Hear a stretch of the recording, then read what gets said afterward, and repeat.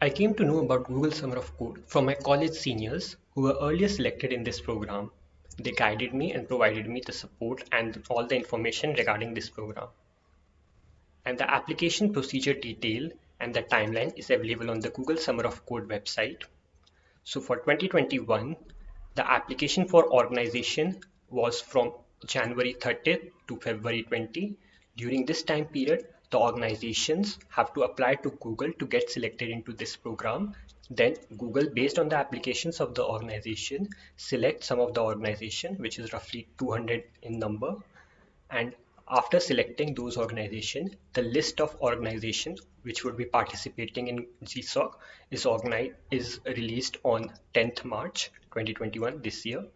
So once the organization list is declared, then you have to go through the list of organization and see which organization you have to contribute and you have to create the proposal for.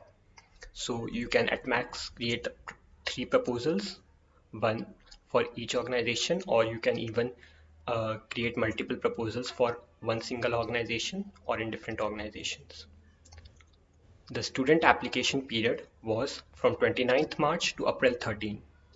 So during this period, you have to submit your proposal. So proposal is a document which tells the organization that why you should select them, why the organization should select us as a student for this program. So since the organization announcement period, you have 1 month. So in this 1 month, you have to review the organizations and create a proposal and submit it to them. Then there is an application review period from April 13th to 17th May. And then the final result of the selected student was declared on 17th May 2021 this year. So even after the application period ends, you don't have to sit back and relax. You can even contribute at that time as well to increase your chances of getting selected. So this was the application period, and then once the students are selected, then this year there was around 3 weeks of community bonding period during which you have to get familiar with their code base and their community and about the project which you would be working on. And your official coding period was from June 7 to August 16, which is roughly 10 weeks of time.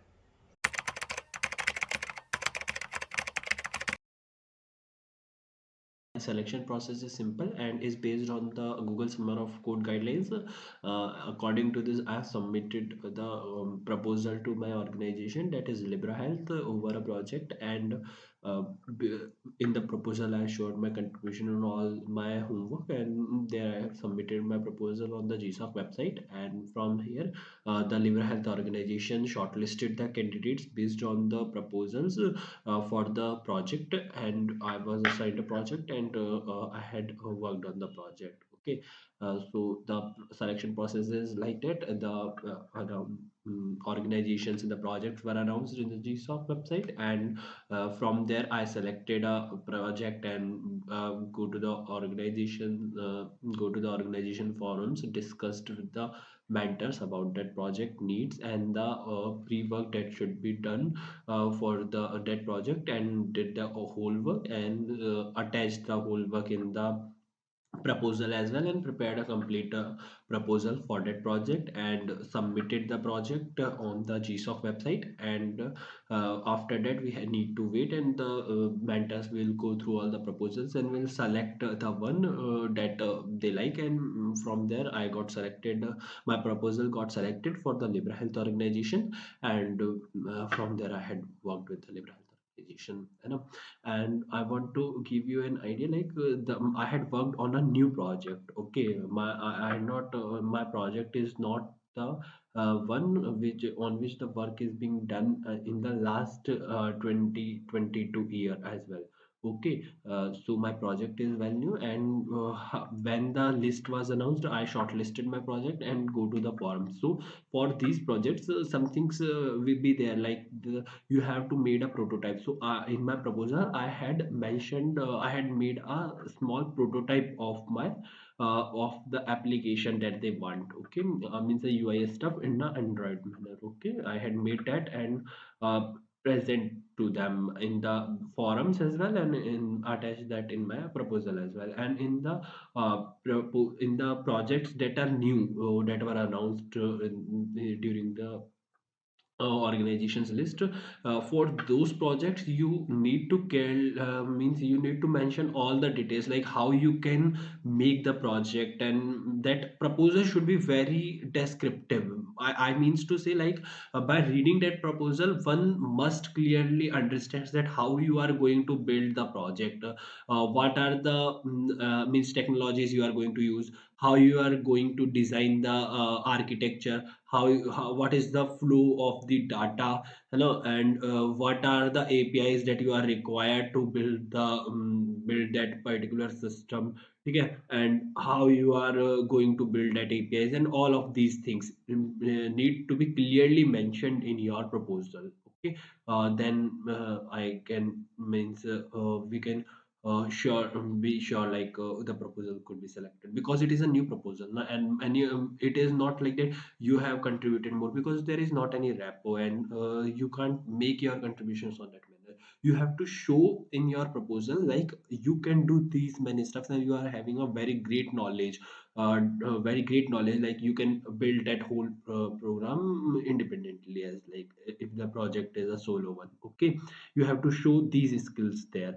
And over your proposal you can ask, definitely you must ask your mentors. Okay, review, like you should ask your mentors to review your proposal before submitting it to the GSOC website. And one can submit at max of three proposals. During my year one can submit at max of three proposals in any of the organization or for any of the projects. Okay, but I have submitted a single proposal for this project only. Okay.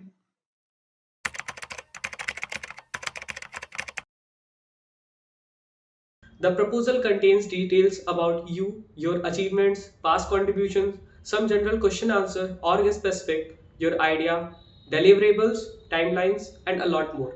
And in this video, I will be focusing on describing the idea section. So, okay, I started by creating flowcharts and diagrams to depict how I tackled the current problem. I also made a tentative timelines of planning to spend my 10 weeks. Early feedback is very essential, so once I completed a basic proposal, I submitted a draft proposal for the mentor's review.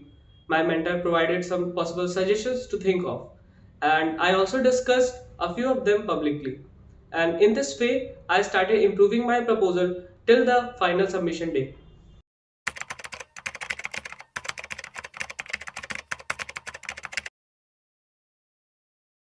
By November end, I decided that I have to take part in Google Summer of Code program, and I started exploring more about this program and looking about the previous organizations which were earlier part of this program. And I started connecting with other past GSOC students who got selected into this program over LinkedIn and discussed that how did they started, and wrote I read articles on Medium and other blogs of students. Then it was around December when I came to know about an organization named Fusolgy. So Fusolgy is a license management tool and compliance toolkit. So its main code base is written in PHP and C++ and some parts in Python as well. And I was not familiar with any of those. I was mainly a MERN stack guy. Mainly I knew JavaScript and React. So for me, understanding the code base was a big thing. And when I looked into the idea list of that particular organization, I found that there was a project which was to migrate the old UI from PHP into React. So that part was into which I was interested. But because the code was written in PHP, so to the initial phase, I have to improve that PHP code base as well and some of the APIs which were written in PHP and C++. So I have to contribute in PHP and C++ as well. So it was overall a roller coaster ride. I learned a lot of new skills every day. I got to learn something new and exciting. So before contributing to GSOC, you don't have to fix yourself up that I know only this particular language or this particular skill set, so I would be contributing in those organizations only. You have to be open-ended that whatever comes into your way, you could learn that and explore, and you would be able to use that.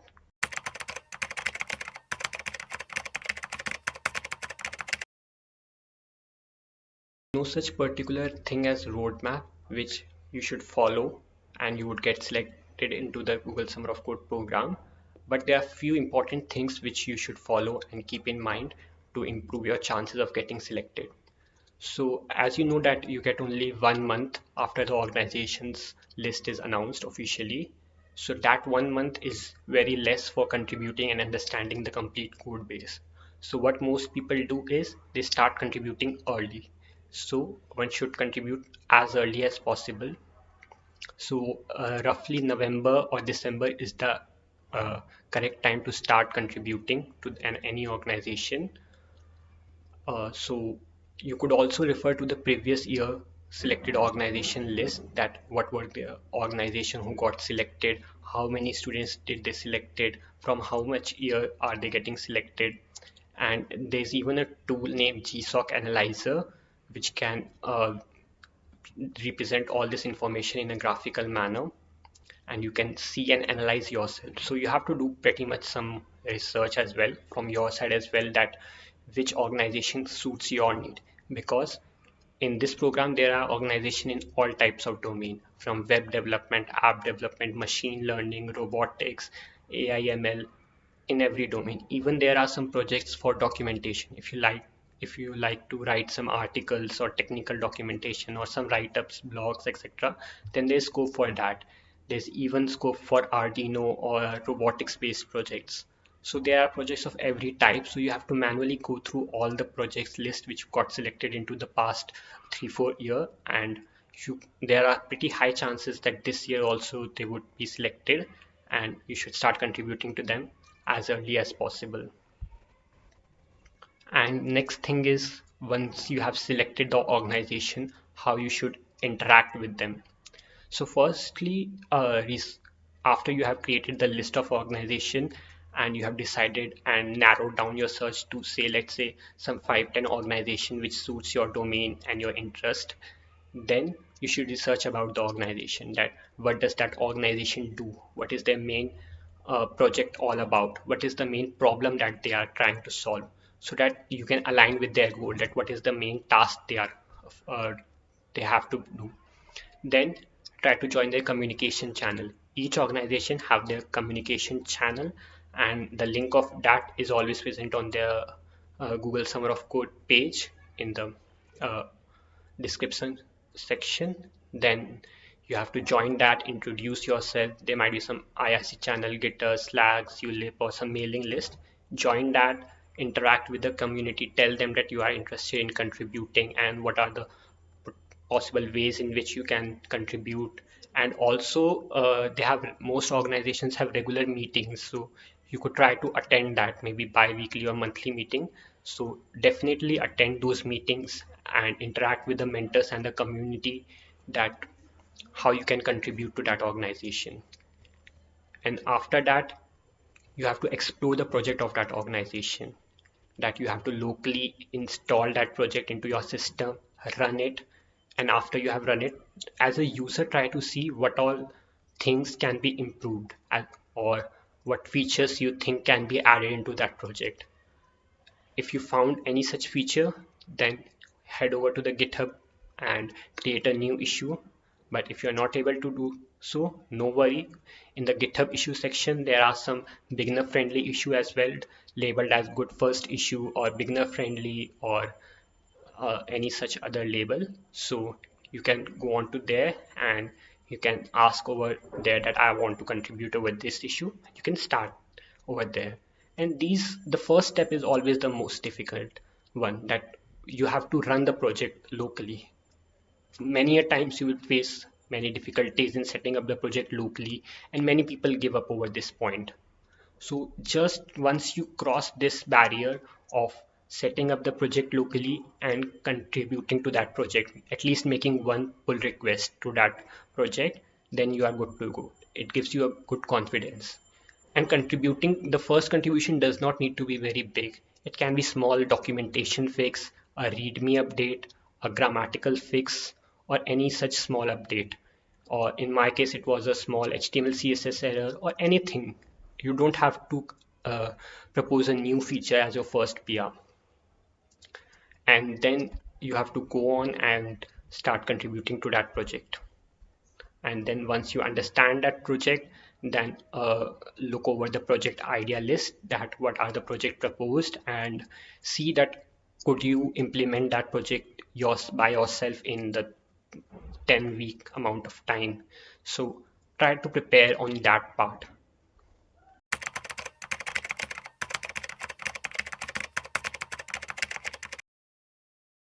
About me, I was a beginner in open source when I applied for GSOC.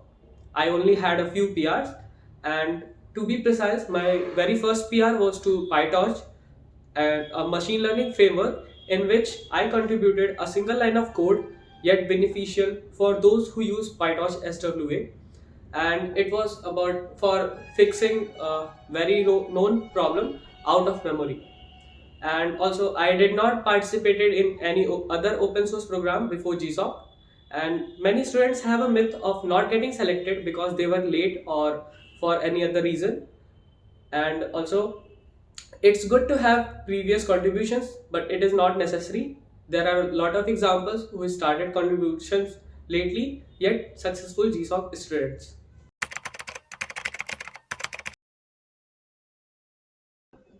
Branch, GPA, or year does not play any role in getting selection in Google Summer of Code. Even my mentor told me that they could even select any student who have even backlog in their university, or who have even not gone to university as well. What they want is only enthusiasm, and you just should be just present there, and you should be able to do that project in the stipulated amount of time. Just that's it. They would not even look over your resume, your DSA skills, nothing. They just want that whatever skills are required for this particular project, you should have those, or you should be able to learn those skills during that particular period of time. So your year, your GPA, or your branch does not matter.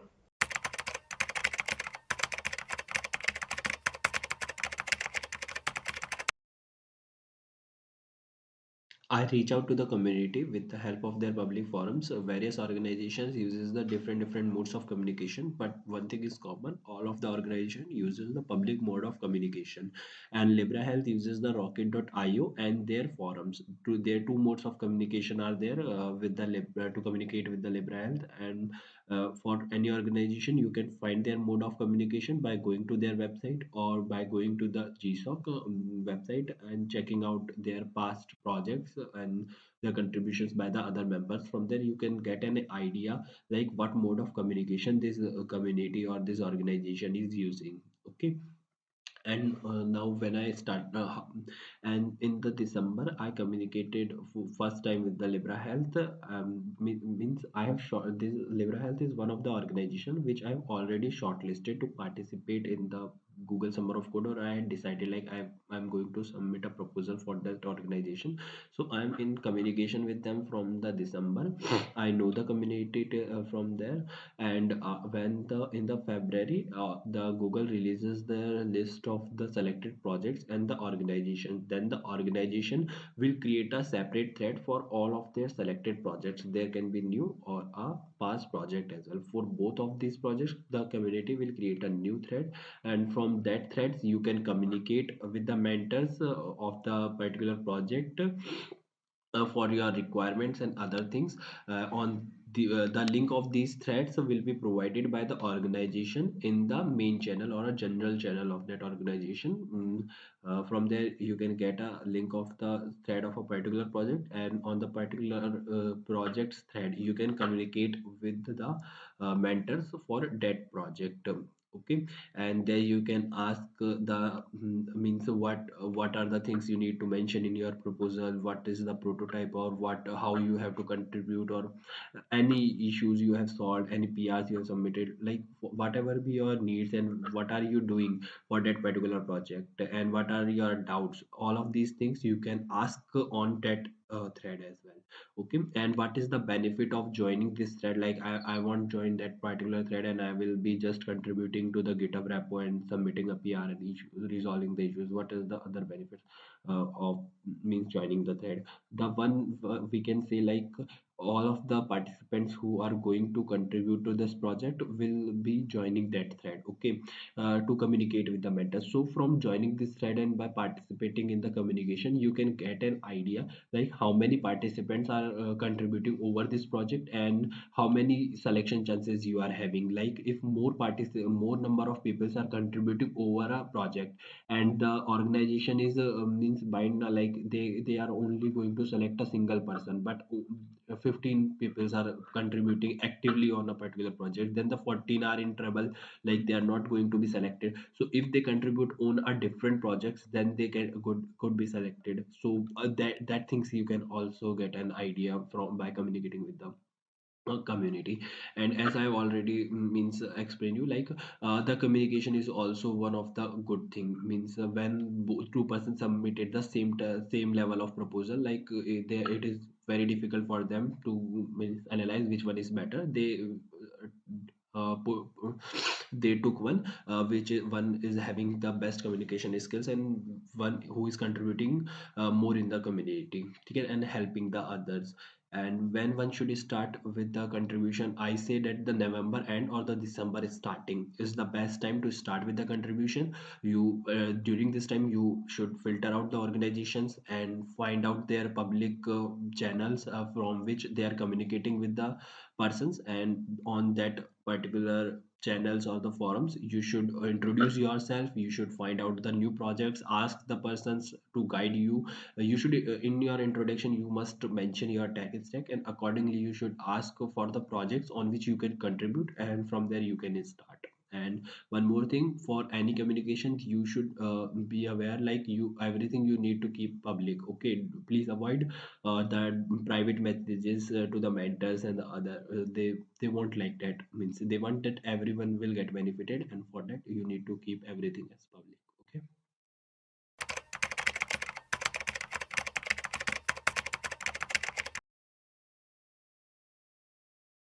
So, communication is the key to improving the chances of selection. A contributor who does not communicate, share their ideas, works solely is generally not preferred by mentors. So, if you want to increase your chances, then show your mentors that you understand the issues well, are eager to contribute, and also help other peers with their queries if you can.